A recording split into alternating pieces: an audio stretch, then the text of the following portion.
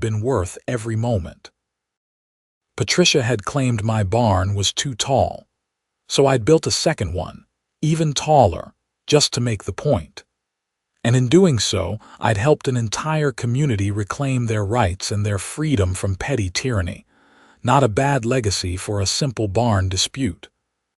I woke up on a Tuesday morning to the sound of construction equipment beeping in reverse right outside my bedroom window in Phoenix, Arizona. And I knew something was terribly wrong because I had not hired any contractors.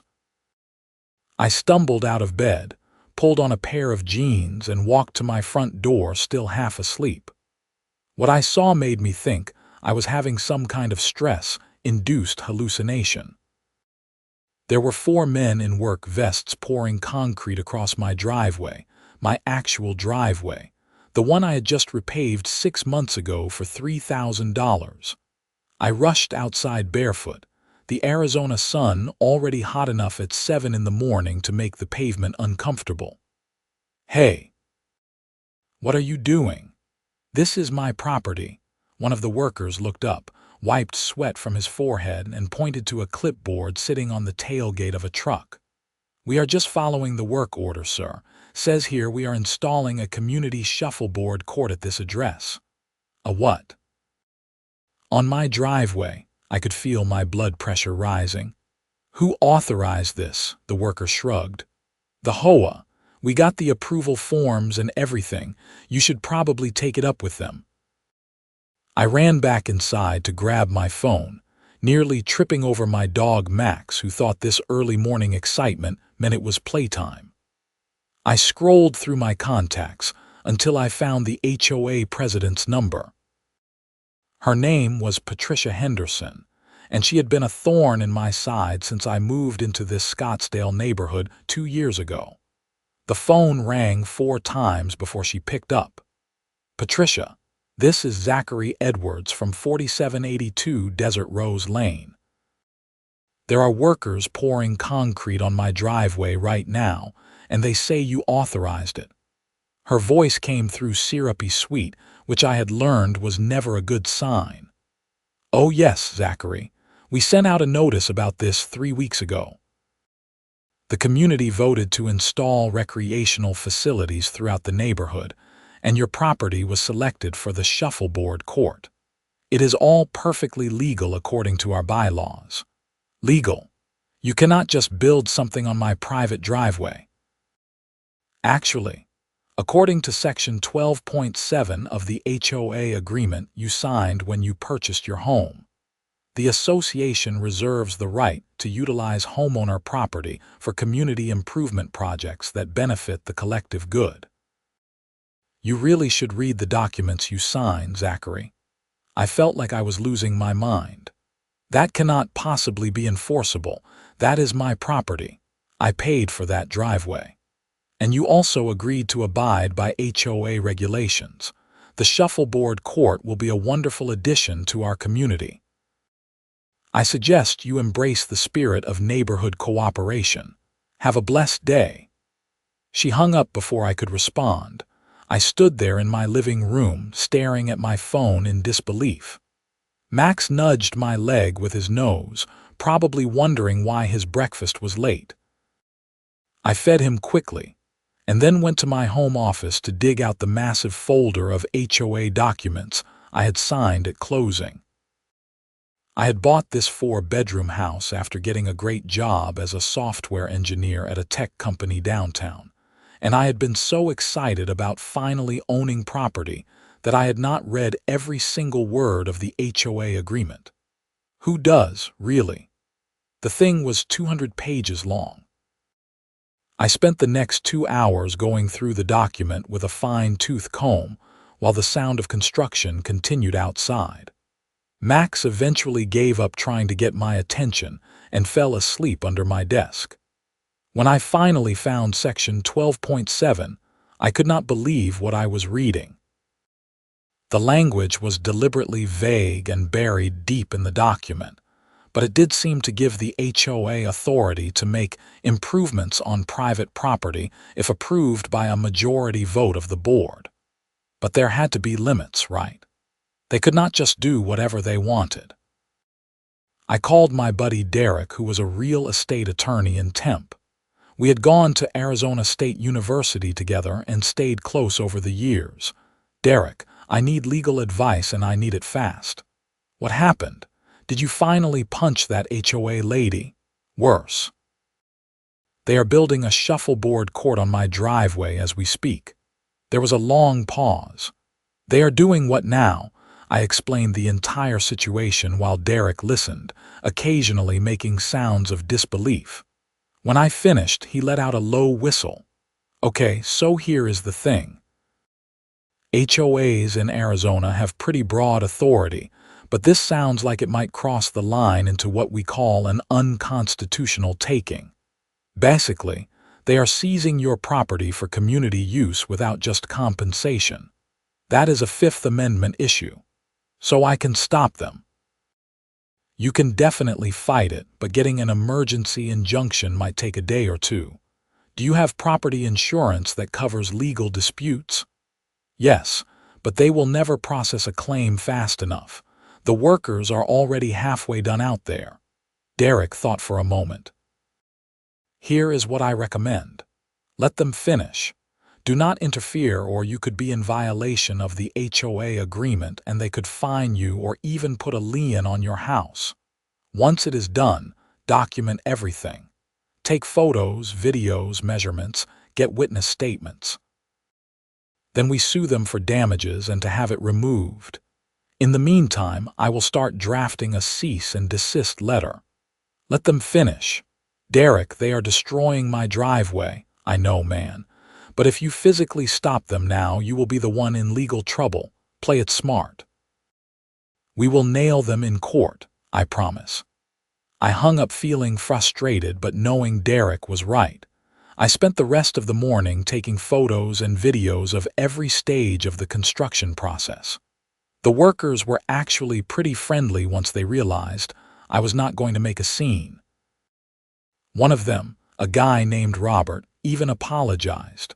For what it is worth, this is the weirdest job we have ever been assigned. We usually do community pools and tennis courts, not shuffleboards on somebody's driveway. Did Patricia Henderson personally hire your company? Yeah, she is the one who signed all the contracts. Seemed real determined to get this done quickly too. Paid extra for a rush job. That was interesting. Patricia had a personal vendetta going, apparently. I tried to think of what I might have done to earn her wrath. Sure, I had missed a couple of HOA meetings, and maybe my lawn was not always perfectly manicured, but nothing that would justify this level of retaliation. By early afternoon, the shuffleboard court was complete. It was actually well made, I had to admit. Professional striping, proper dimensions, the whole 9 yards. It took up about 75% of my driveway, leaving just enough room to squeeze one car in if I parked at a careful angle. The workers packed up their equipment and left, and I was alone staring at this absurd addition to my property. My next-door neighbor, an elderly man named Frank who had lived in the neighborhood for 30 years, came over to survey the damage. I have seen Patricia pull some stunts, but this takes the cake, he said, shaking his head. She tried to fine me once for having the wrong shade of beige on my mailbox. Can you believe that? Did you ever read the full HOA agreement, Frank? Hell no. Nobody does. But I have never heard of anything like this. Using private property for community facilities, that is just wrong. I am going to fight it. My lawyer says we have a good case. Frank nodded approvingly. Good for you. Someone needs to stand up to that woman. She has been running this HOA like her personal fiefdom for 5 years now. The rest of the board just goes along with whatever she says because they are scared of her. That evening I was sitting on my porch with a beer, still processing the surreal events of the day when a minivan pulled up and a family got out. A mom, dad, and 2 kids who looked about 8 and 10 years old. They were carrying shuffleboard sticks. The dad waved at me cheerfully. Hi there. We heard about the new shuffleboard court. Mind if we give it a try? I was about to say absolutely not, but then I stopped myself. Derek had said not to interfere with the HOA project, but he had not said anything about people using it. And suddenly, an idea formed in my mind. A glorious, petty, completely justified idea. Sure, I said, standing up. Play as much as you want. The family looked delighted and started setting up their game. The kids were squealing with excitement, and I have to admit they were pretty cute. I went inside and called Derek again. How fast can you get a concrete company out here? What are you planning, Zach? I am going to let the community use their precious shuffleboard court exactly once. Then I am pouring fresh concrete over the entire thing. If the HOA wants to claim they have the right to build on my property, I have the right to build on it too. It is still my driveway, right? Derek was quiet for a moment, and then he started laughing. You know what? That is actually brilliant. You are not destroying HOA property because it is on your private land. You are just modifying your own driveway. They would have to sue you to stop you, which means they would have to argue in court that they have more rights to your property than you do. Exactly. I love it. Let me make some calls. I have a buddy who runs a concrete company in Mesa. If we are lucky, we can get them out there tomorrow morning. The family played shuffleboard until the sun started setting. They thanked me profusely, said it was the best addition to the neighborhood in years, and drove off happy. I felt a little bad that those kids would not get to use the court again, but this was not about them. This was about Patricia Henderson learning that she could not just steamroll over people's property rights. Derek called me back around 8 o'clock. Good news. My guy can be there at 6 in the morning. He is bringing a full crew, said he can have your driveway restored by noon. What is this going to cost me? He is giving you the friends and family rate. $2,500. It was a lot of money, but it was less than what I had paid for the original driveway, and the principal was worth it. Do it. I barely slept that night, partially from excitement and partially from anxiety about what Patricia's reaction would be. Max could sense my restless energy and kept waking up to check on me. Around 5 in the morning, I gave up on sleep and made coffee. The concrete truck arrived right on schedule at 6. The crew was efficient and professional, and they had clearly done this kind of job 1,000 times before. They started by covering the shuffleboard court with fresh concrete, smoothing it out to match the existing driveway surface as closely as possible. At 6:30, Patricia's silver Mercedes pulled up to the curb. She got out of the car so fast, she almost forgot to put it in park. She was a woman in her mid-50s with the kind of haircut that screamed, "I want to speak to the manager," and designer sunglasses that probably cost more than my monthly car payment. "What do you think you are doing?" she shrieked. I was standing in my front yard with my coffee, enjoying the show. "Good morning, Patricia. I am having some work done on my driveway." "That is HOA property. You are destroying community facilities." "Actually, Patricia, it is my driveway, on my property, that I own. You built something on it without my real consent, and now I am exercising my rights as a property owner to modify my own land." Her face was turning red. "This is illegal. This is vandalism." "No, what is illegal is an HOA seizing private property without compensation. My lawyer has already drawn up a lawsuit. We will be filing it this afternoon." "You cannot sue the HOA. You agreed to binding arbitration. Binding arbitration does not apply to constitutional violations, which is what this is. Fifth Amendment. Look it up." One of the concrete workers was trying very hard not to laugh. Patricia looked like she was about to have a stroke. She pulled out her phone and started making calls, pacing back and forth on the sidewalk. I could hear her saying things like "emergency board meeting" and legal action immediately. By 7:30, 3 more board members had shown up. There was Richard Chen, a retired accountant who always seemed uncomfortable at HOA meetings. There was Linda Morrison, a yoga instructor who I had always thought was relatively reasonable. And there was Todd Williams, a used car salesman who loved being on the board because it made him feel important. They huddled together on the sidewalk, occasionally glancing at my driveway where the concrete work was progressing smoothly. Finally, Linda broke away from the group and approached me. "Zachary, can we talk about this reasonably?" "I am all for reasonable conversation, Linda.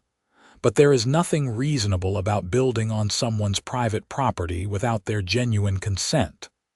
The thing is, Patricia told us you had agreed to this. She said you were initially resistant, but that she had worked it out with you." I felt my anger spike. "She told you what? I never agreed to any of this. The first I heard about it was when workers showed up and started pouring concrete yesterday morning." Linda looked back at Patricia, who was still on her phone and pointedly not making eye contact. "That is not what she told the board. Do you have anything in writing from me? Any email, any signed document, anything at all showing I consented to this?" "I will have to check the records, but I do not think so. Patricia handles most of the direct homeowner communication." "Linda, I think you need to ask yourself why Patricia was in such a hurry to get this done, why she paid extra for rush construction. This was not about community improvement. This was personal." Linda nodded slowly. She looked troubled. "I will talk to the rest of the board. This is not how the HOA is supposed to operate." Over the next few hours, the situation evolved in interesting ways. Richard and Linda started asking Patricia pointed questions, which she deflected with increasing hostility. Todd stayed loyal to Patricia at first, but even he started to waver when it became clear that the HOA could be facing a serious lawsuit. By the time the concrete crew finished at 11:30, Frank had come over with folding chairs and was openly enjoying the drama. Several other neighbors had gathered too, watching the board members argue on the sidewalk like it was a reality TV show. The crew supervisor came over to me. "All done, Mr. Edwards. We matched the color as close as we could. Give it 24 hours to cure and you will be good to go." I paid him with a check and thanked him profusely. My driveway looked almost exactly like it had before this whole mess started, except the concrete was slightly fresher in the middle section. You would not notice unless you were really looking for it. Patricia finally stormed over to me, flanked by her increasingly reluctant board members. "You have not heard the last of this. The HOA will be pressing charges for destruction of property." "Go ahead. I look forward to explaining to a judge how you built on my private property without permission, and then claimed I was destroying HOA property when I fixed my own driveway. You admitted you did this to cover up the Shuffleboard court. I exercised my rights as a property owner to modify my private land. The fact that you had built something there without proper authorization is your problem, not mine. Derek had told me to be careful about what I said, so I was choosing my words precisely. I was not denying that I had covered up their Shuffleboard court. I was simply framing it as me doing work on my own property." Richard cleared his throat. "Patricia, I think we need to consult with the HOA's attorney before we do anything else. This situation is more complicated than you initially presented it to the board." "Richard, we have full authority under the bylaws to make reasonable community improvements with proper notification and homeowner consent," Linda interrupted. "Zachary is saying he never consented. Did you get written consent from him?" Patricia's silence was deafening. Todd, sensing which way the wind was blowing, jumped ship. "I think Richard is right. We need legal advice before proceeding. I could see the moment Patricia realized she had lost control of the situation. Her face went from red to pale and her hands were shaking. Fine. Board meeting tomorrow night at 7. We will discuss this then. They left and Frank let out a low whistle. I think you just won, son. Maybe, but I am not celebrating until this is completely over. The next day, I went to work like normal, though I could barely focus on anything. My coworkers noticed I was distracted, and I ended up telling the story to my project manager, Sarah, during lunch. She was horrified and amused in equal measure. That is the most absurd HOA story I have ever heard, and I used to live in a neighborhood where they tried to ban the color blue. Ban the color blue? Yeah, said it was not in keeping with the desert aesthetic. Someone pointed out that the sky is blue and they had a complete meltdown. It was nice to laugh about HOA insanity with someone who understood. Sarah wished me luck and told me to keep her updated. That evening, I showed up to the HOA meeting at the community center, a small building near the neighborhood entrance. The meeting room was packed. Apparently, word had spread about the Shuffleboard court incident and people were curious. I spotted Frank in the back row, along with several other neighbors I recognized. Patricia called the meeting to order, and she looked like she had not slept. There were dark circles under her eyes, and her usual confidence was replaced with barely concealed anxiety. We are here to discuss the incident at 4782 Desert Rose Lane, she began. As you all know, the board approved the installation of a shuffleboard court on that property as part of our community improvement initiative. The homeowner has since destroyed that facility. I raised my hand. Point of order. I did not destroy an HOA facility. I poured concrete on my own driveway. You knowingly covered up the shuffleboard court. I modified my private property. The fact that you had built something there without my clear consent is not relevant to my right to do what I want with my own land. Richard spoke up. Patricia, did you or did you not get written consent from Mr. Edwards before authorizing the construction? Patricia shuffled papers in front of her. The bylaws do not require individual written consent for community improvement projects. That is not what I asked. Did you get consent? I sent a notice to all homeowners 3 weeks ago about the project. I pulled out my phone. I have checked my email, my physical mail, and even my spam folder. I never received any notice. Can you prove you sent it? Patricia looked flustered.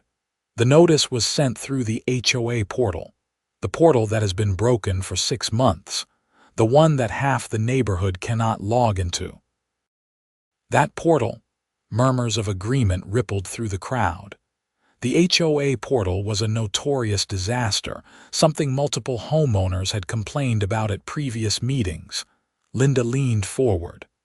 Patricia, I am going to ask you directly. Did you deliberately choose Mr. Edwards's property for this project knowing he would not receive proper notice? The room went silent. Everyone was staring at Patricia, waiting for her answer. That is absurd. I would never, because I spoke with the construction company yesterday, Linda continued. They said you specifically requested Mr. Edwards's address. They thought it was odd because usually we put courts and facilities in common areas or on the properties of homeowners who volunteer. You told them it was approved. Patricia stood up abruptly. I do not have to sit here and be interrogated like a criminal. Actually, you do, said a voice from the back of the room. Everyone turned to see a man in his 40s wearing business casual clothes. My name is James Martinez. I am an attorney, and I live at 4801 Cactus Way. I have been reviewing the HOA bylaws, and I have some concerns about how this board has been operating. Patricia looked like she wanted to run. This is not the time. This is exactly the time, James said, walking to the front of the room. Section 12.7. which you cited as your authority to build on Mr. Edwards's property, actually requires a vote of the full HOA membership, not just the board, for any project that involves private property. When was that vote held? Patricia did not answer. I will tell you when. Never, because it never happened. Which means the construction on Mr. Edwards's driveway was not only unauthorized by him but also by the HOA membership as a whole. You acted unilaterally, Miss Henderson. The crowd was getting louder now, people talking over each other. Richard banged a gavel, trying to restore order. I move that we hold an emergency vote on whether Patricia Henderson should remain as HOA president, Linda said. Seconded, Richard said immediately. Todd looked around nervously and then raised his hand too. I also second that motion. Patricia tried to argue procedure, but she was outvoted.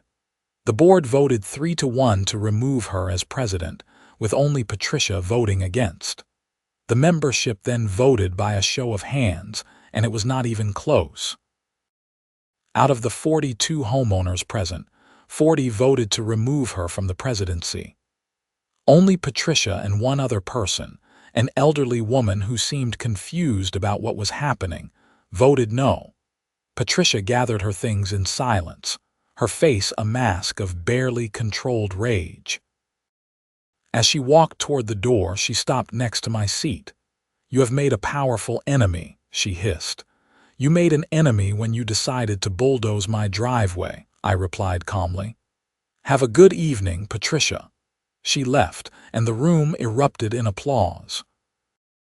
I felt a wave of relief wash over me. It was not completely over yet, but this was a huge victory.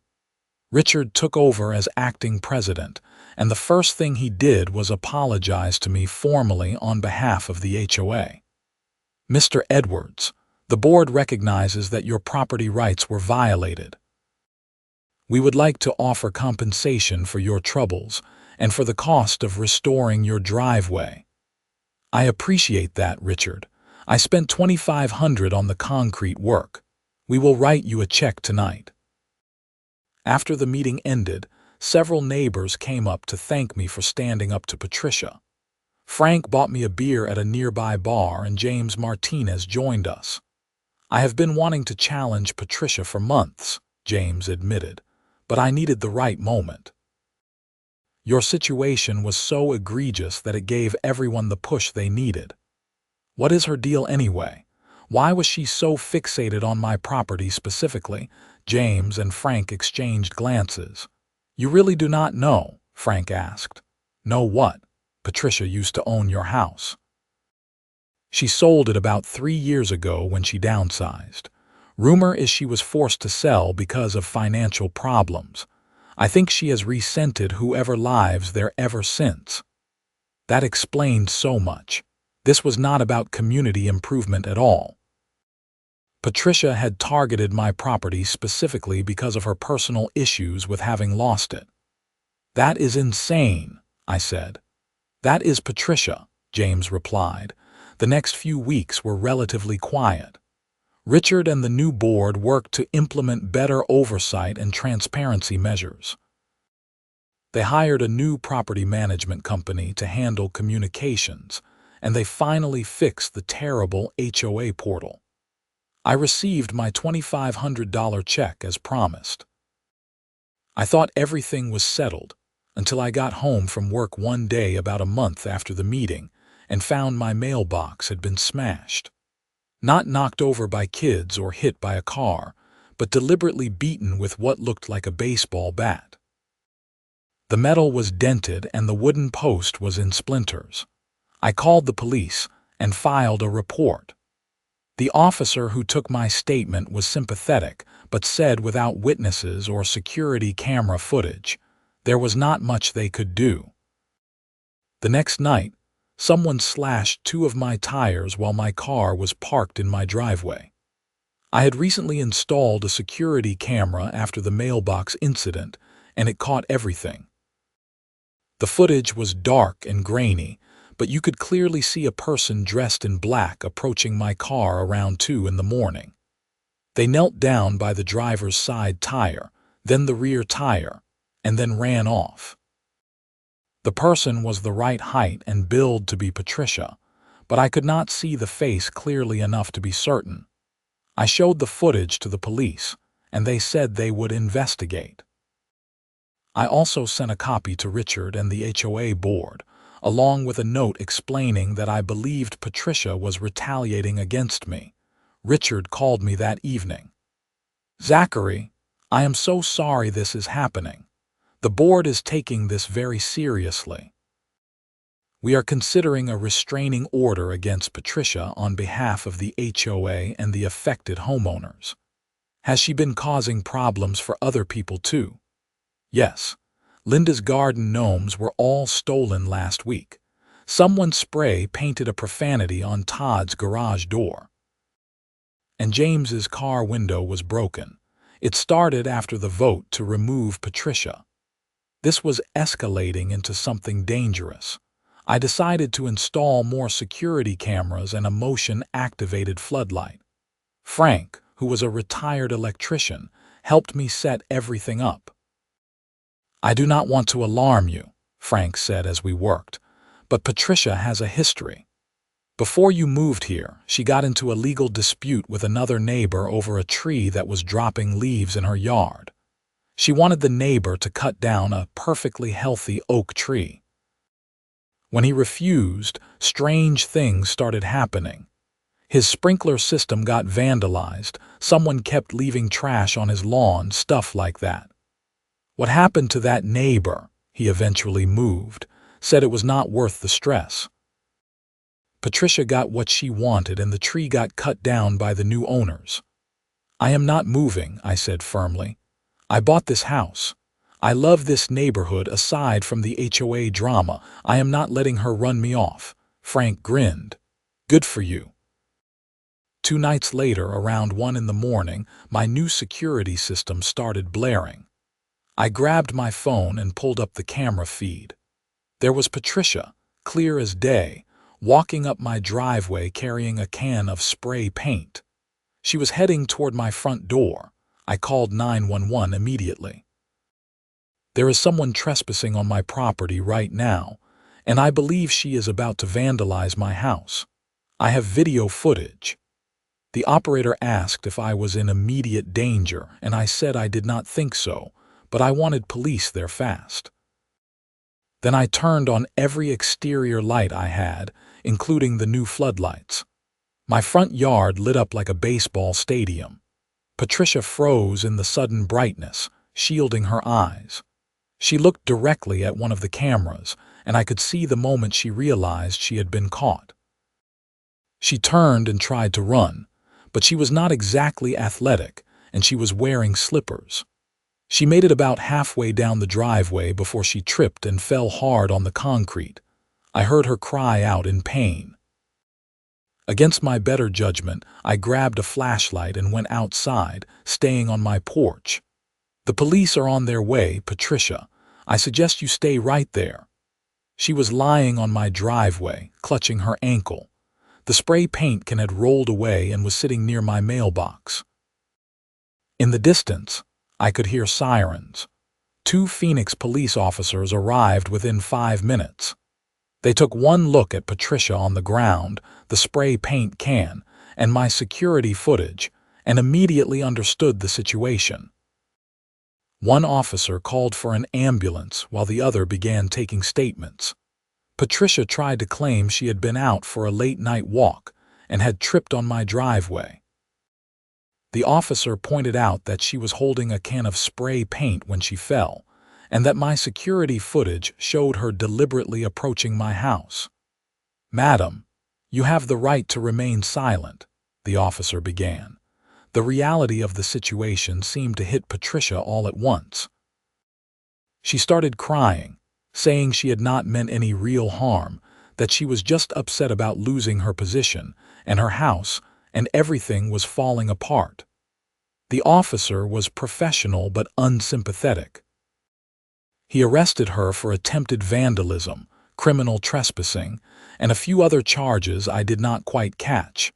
The ambulance arrived and examined Patricia's ankle. It was sprained but not broken. They wrapped it and said she would need to follow up with a doctor.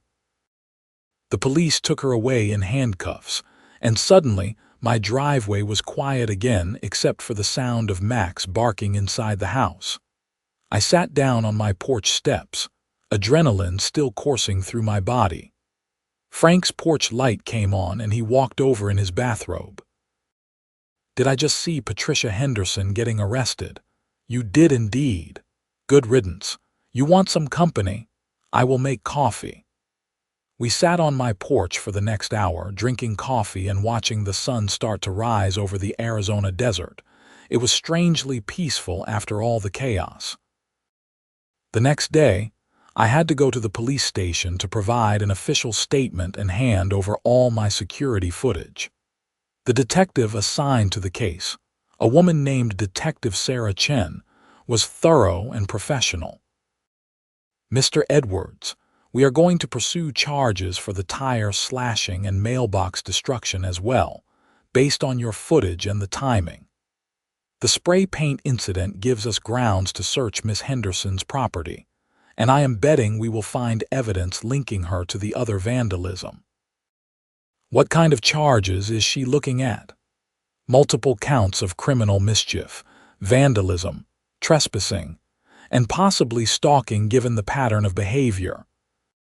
If convicted on all counts, she could be looking at significant fines and potentially some jail time, though more likely probation for a first-time offender."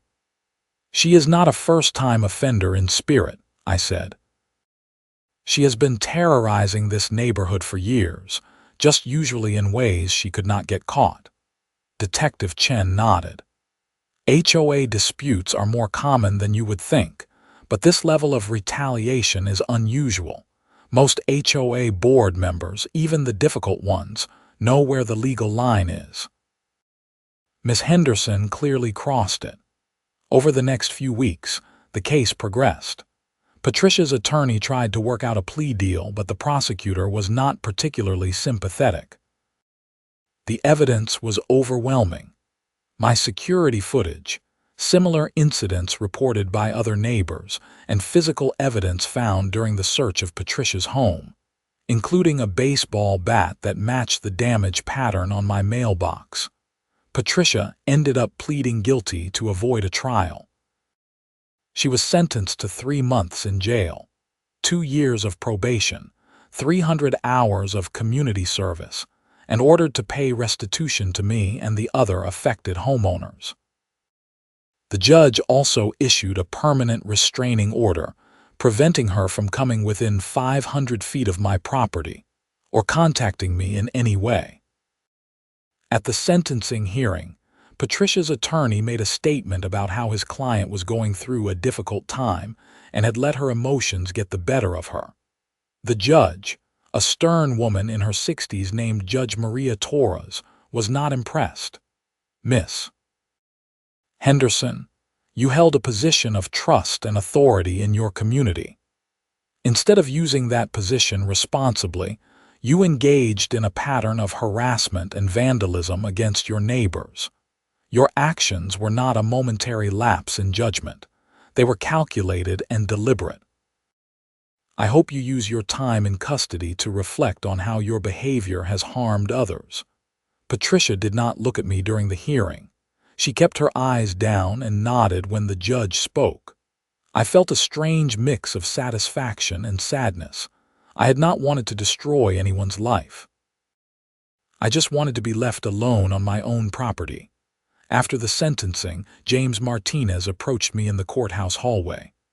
"That was intense. How are you holding up?" "I am okay. It is just surreal, you know. All of this started because I wanted to park in my own driveway. The HOA board wants to make sure you know we are implementing major reforms. We have voted to eliminate Section 12.7 entirely. No more claiming we can build on private property. We are also setting up a homeowner bill of rights and an independent review process for complaints." "That is good. Really good. Maybe something positive can come out of this mess. Richard also reached out to me later that week. The HOA held a special meeting where they formally apologized again and presented me with a plaque thanking me for standing up for homeowner rights. It was a little cheesy, but I appreciated the gesture. Life slowly returned to normal. I got my mailbox fixed, bought new tires, and even adopted a second dog to keep Max company. I named her Luna, and she and Max became inseparable. About 6 months after Patricia's sentencing, I was working in my garage on a Saturday afternoon when a car pulled up. It was an older Honda, and the woman who got out looked vaguely familiar. She was probably in her early 30s, with dark hair pulled back in a ponytail. Mr. Edwards. I am sorry to bother you. My name is Rebecca Henderson. I am Patricia's daughter. I felt my guard go up immediately. What can I do for you? I just wanted to apologize in person for what my mom did. I know my words cannot undo the damage, but I needed you to know that her behavior was inexcusable. She has struggled with mental health issues for years, and I think losing the house and then the HOA position triggered something. That is not an excuse, just context. I studied her face. She looked genuinely remorseful and exhausted, like she had been carrying this burden for a long time. I appreciate you coming here, I said carefully. That could not have been easy. My mom is getting help now, therapy, medication, the whole deal. She has taken responsibility for what she did, which is a first for her. I am not asking you to forgive her or anything. I just wanted you to hear from someone in the family that we know she was wrong. Rebecca handed me an envelope. This is a letter from my mom. You do not have to read it if you do not want to. I will understand either way. She got back in her car and drove away before I could respond. I stood there holding the envelope, debating whether to open it or throw it in the trash. Max and Luna came bounding out of the house, and Luna grabbed a tennis ball, looking at me hopefully. Okay, we will play fetch first. I spent an hour in the backyard with the dogs, and then finally sat down on my porch with a beer and opened the envelope. Patricia's letter was 2 pages long, handwritten in shaky script. It was an apology, a real one. She acknowledged that she had let her anger and resentment control her actions. She talked about the financial stress that had forced her to sell the house, how she had felt like a failure, and how seeing me living there had been a constant reminder of what she had lost. She admitted that none of that justified what she had done. She said she was working on herself and hoped that someday she could be a better person.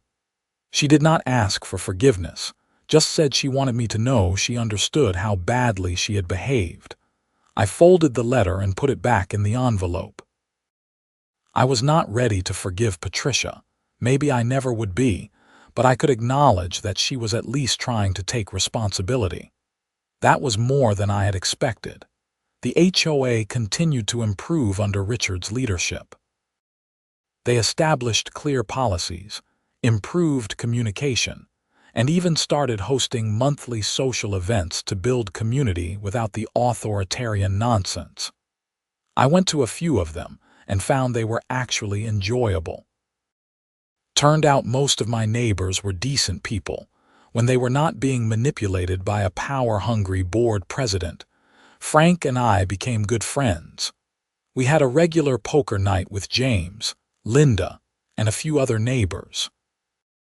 We never ran out of stories about HOA absurdity, though none of them quite topped the Shuffleboard court incident. One night, about a year after everything went down, we were all sitting on Frank's back patio, and Linda asked me if I ever regretted buying a house in an HOA neighborhood. Honestly, sometimes. But then I look at this group of people and think about how this experience brought us together. Patricia's tyranny forced us to actually pay attention to how the HOA was run, and now it is better because of that. So maybe it was worth it. Would you do it again? James asked. If you could go back to that morning when you saw the construction workers, would you handle it the same way? I thought about it for a moment. The concrete thing, absolutely. That was the right move. It sent a message that homeowners have rights and cannot just be bulldozed. No pun intended.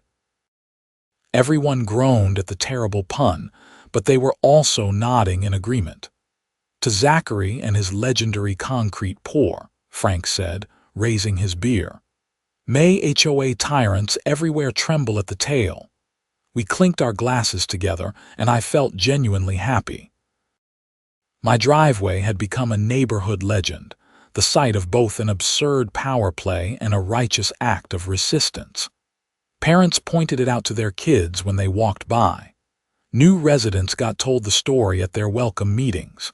It became part of the community folklore. The shuffleboard court that briefly existed on my property lasted less than 48 hours from pour to cover up, but its impact lasted much longer. It changed how the HOA operated, brought neighbors together, and ultimately sent Patricia to jail for her escalating pattern of harassment. Sometimes I walked out to my driveway and looked at the spot where the shuffleboard court had been. You could not see any trace of it anymore. The concrete had settled and aged, matching the rest of the surface. But I knew it was there, a buried reminder of the time an HOA president thought she could do whatever she wanted with my property. She was wrong. My property, my rules. That is how it should be, and that is how it would stay. About 18 months after Patricia's sentencing, I got an unexpected call from Detective Chen. She said that Patricia had completed her jail sentence and was doing well in her probation program. She had gotten a job at a nonprofit and was keeping her head down.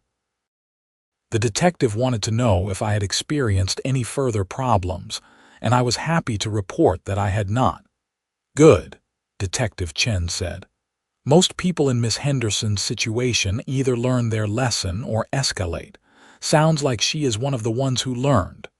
I hope that was true. I did not wish Patricia ill. I just wanted her to leave me alone, and so far, that was exactly what was happening. The neighborhood continued to thrive under the reformed HOA. Property values went up, which Richard joked was because people were willing to pay extra to live in a community where the HOA was not insane. New families moved in, and the vetting process for board members became much more rigorous. They had to submit to background checks and provide references from previous communities they had lived in. One of the new policies that I was most proud of, and that I had helped draft with James, was a homeowner protection clause that explicitly stated the HOA could not use private property for community projects without written consent and fair market compensation. It was basically a direct response to what Patricia had tried to do to me, codified into permanent HOA law. I even joined the board myself for a 1-year term, representing homeowner interests. It was more boring than I expected. Lots of discussions about landscaping contracts and pool maintenance schedules, but it was also important work. I made sure that homeowners had a real voice in decisions and that the board operated transparently. During my term, we handled exactly 0 shuffleboard court incidents, which I considered a major success. My career continued to go well. I got promoted to senior software engineer, which came with a significant raise. I used some of the extra money to completely redo my backyard, installing artificial turf that stayed green year-round without wasting water, perfect for the Arizona climate. I built a covered patio and got a nice grill. I hosted barbecues for the neighbors, and we would sit outside in the evening, enjoying the desert sunset and swapping stories. Max and Luna grew older but stayed energetic. I took them hiking in the mountains outside Phoenix, and they loved exploring the trails. Life was good. One evening, About 2 years after the concrete incident, I was coming home from work when I saw someone standing on the sidewalk looking at my house. My first instinct was wariness, wondering if it was Patricia violating her restraining order. But as I got closer, I realized it was a different woman, younger, maybe in her late 20s. I pulled into my driveway and got out of my car cautiously. "Can I help you?" The woman smiled apologetically. "Sorry, I did not mean to be creepy. I am touring the neighborhood. I am thinking of buying a house on the next street over, and someone told me there was an interesting story about this property. Something about a shuffleboard court." I could not help but laugh. "Of course. Yeah, that is my house. That is my driveway." Her eyes lit up. "No way. So the story is real. The HOA really built a shuffleboard court here and you covered it with concrete. Every word is true. That is amazing. I mean, not amazing that it happened to you, but amazing that you stood up to them." I have been worried about the HOA here because I have heard they can be difficult. They were difficult. Past tense. The board is actually pretty reasonable now. They learned a hard lesson about respecting homeowner rights. We talked for a few more minutes. Her name was Victoria Jackson, and she was a teacher moving to Phoenix for a new job. She seemed nice, and I found myself hoping she would buy the house on the next street over. The neighborhood could always use more good people. "Thanks for sharing the story," Victoria said as she got ready to leave. "It actually makes me feel better about buying here. Nice to know that homeowners can fight back when the HOA oversteps." "Just read your bylaws carefully," I advised, "and do not be afraid to ask questions." She thanked me again and headed back to her car. I went inside, fed the dogs, and made dinner. As I was eating, I thought about how strange it was that my driveway drama had become a selling point for the neighborhood, but in a weird way, it made sense. People wanted to live in a community where individual rights were protected and where bad actors faced consequences. The next few years passed peacefully. I dated on and off, nothing serious, but I was content with my life. The neighborhood remained stable and friendly. Richard eventually stepped down as HOA president and Linda took over. She was excellent at the job, running things efficiently while keeping everyone happy. Patricia finished her probation successfully. I heard through the grapevine that she had moved to Tucson and was living quietly. Her daughter Rebecca sent me a card one Christmas, thanking me again for not making her mother's situation worse than it needed to be. I appreciated the gesture. Frank's health started declining when he hit his early 80s. I helped him with yard work and made sure he was doing okay. He was like a grandfather to me, and when he passed away peacefully in his sleep, I was one of the pallbearers at his funeral. The whole neighborhood turned out to pay respects. In his will, Frank left me his collection of power tools and a note that said, "Keep fighting the good fight, kid. Do not let any more HOAs pour concrete where they should not." I kept those tools in my garage like treasured possessions. Victoria did end up buying the house 2 streets over, and she became part of our friend group. She was dating James within 6 months, and they got married a year after that.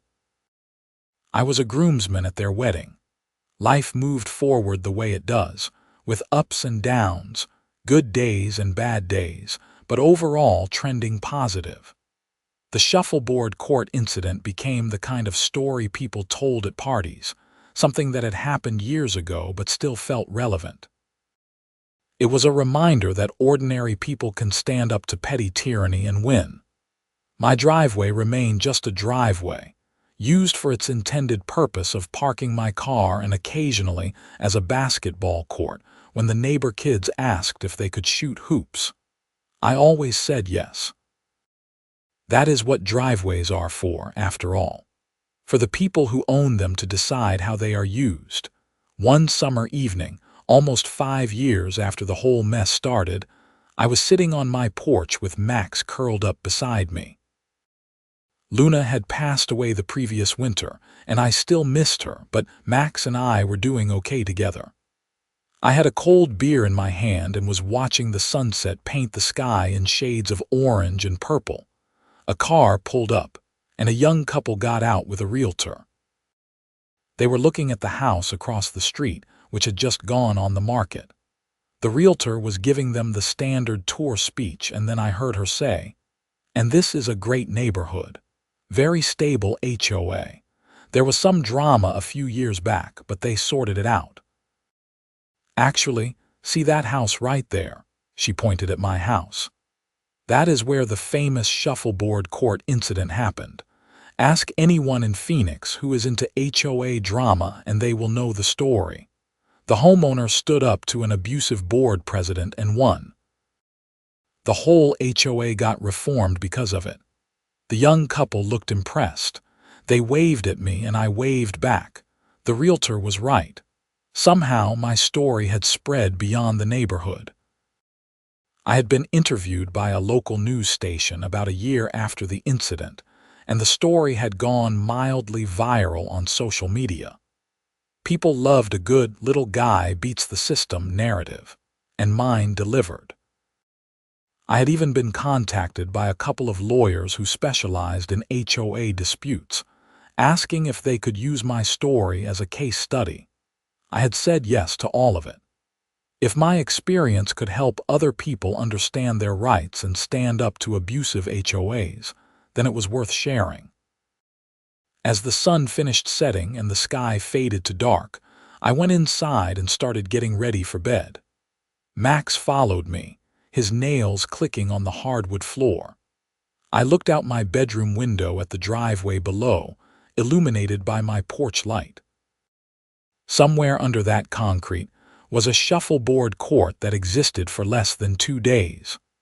A monument to one woman's overreach and the consequences that followed.